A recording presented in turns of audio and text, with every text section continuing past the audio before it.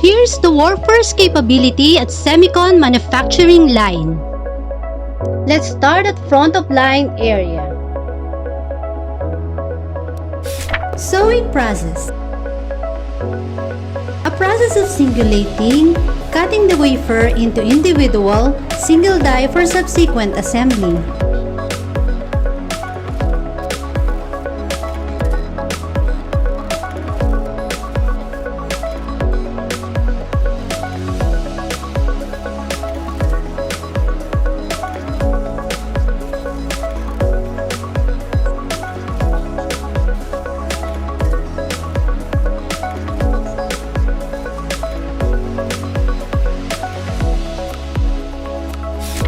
Die attach process.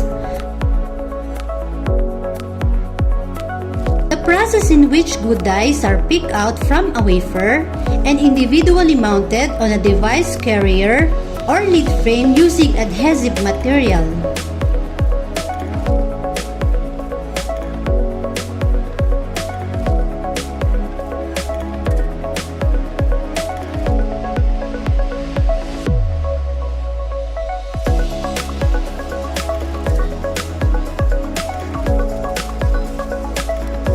Wire band process. The process of creating electrical interconnection with a combination of heat, pressure, and/or ultrasonic energy to form an intimate contact between the pad and the lead using bonding wires, which are fine wires made of materials such as gold and aluminum. The common process is gold ball bonding and aluminum wedge bonding.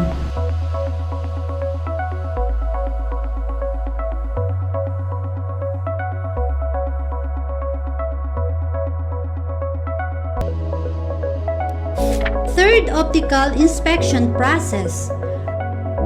Process that will inspect, identify, quantify, and mark all the rejects induced during die attach, wire band, and gel coat operations.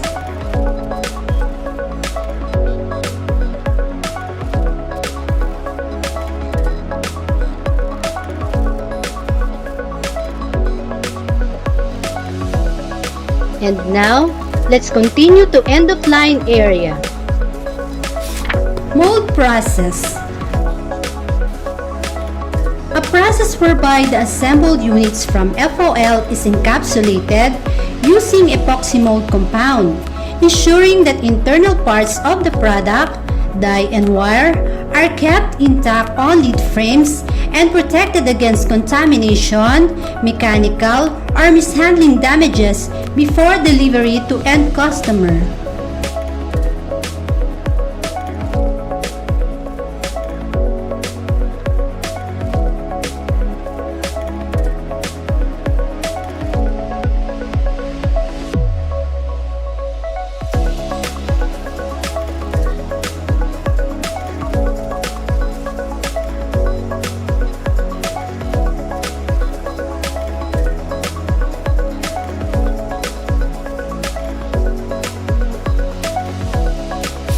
The flash process.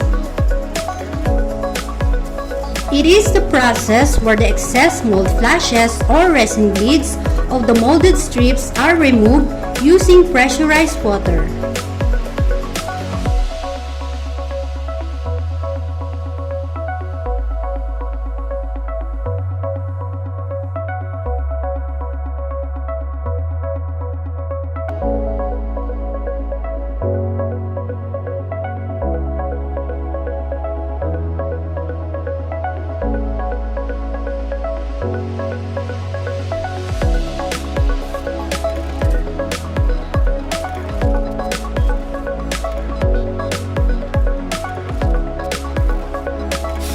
Plating process. A process which the strips will be loaded consecutively on the loader and pass through all the cells and will be loaded with complete plating deposit on the entire lead frame through the automatic process of strip.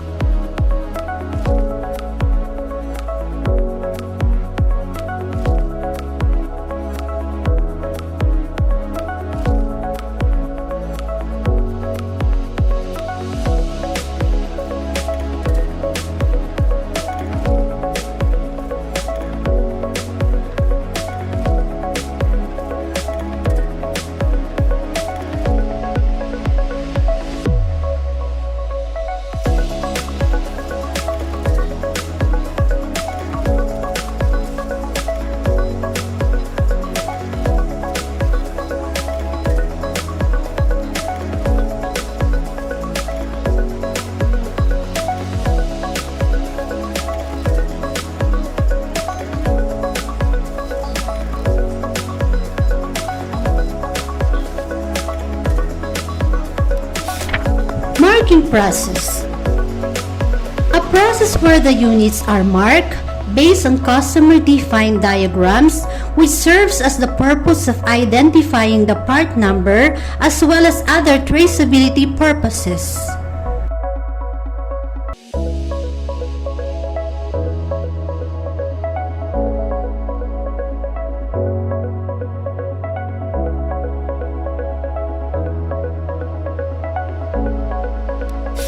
Simulation process.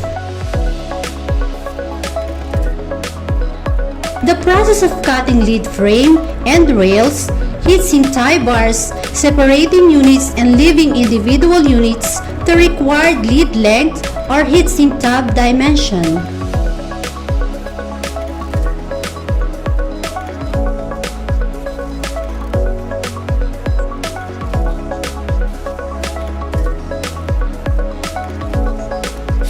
Fourth, optical inspection process. The process of identifying, segregating, reworking, and rejecting non-conforming units in strip form or singulated.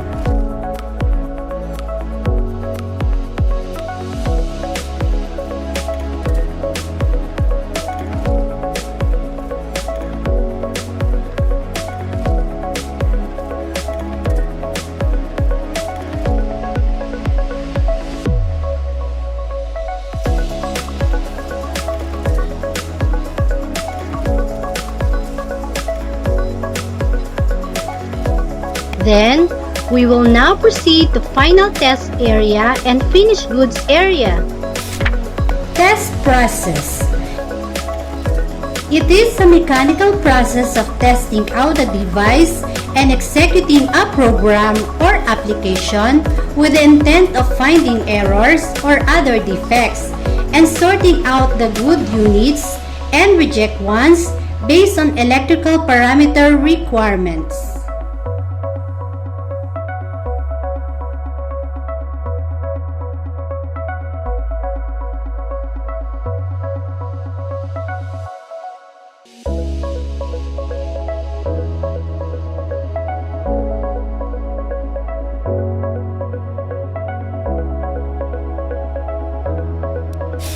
Final visual inspection process.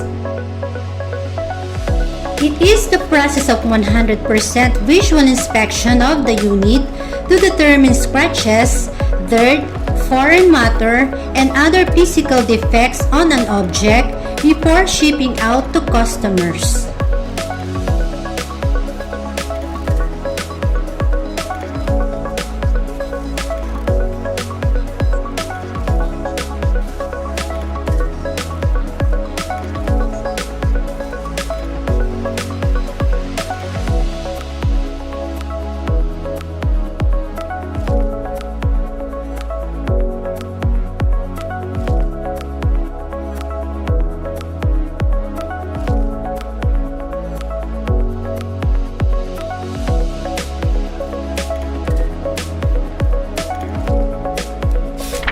Packing and shipping process.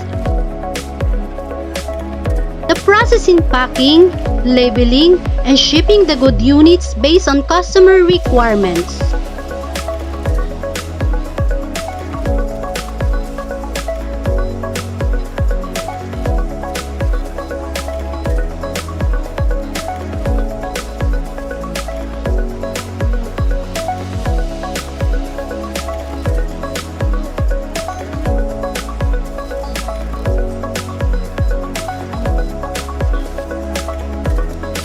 With this, Pastec maintains the state-of-the-art manufacturing facilities for operations.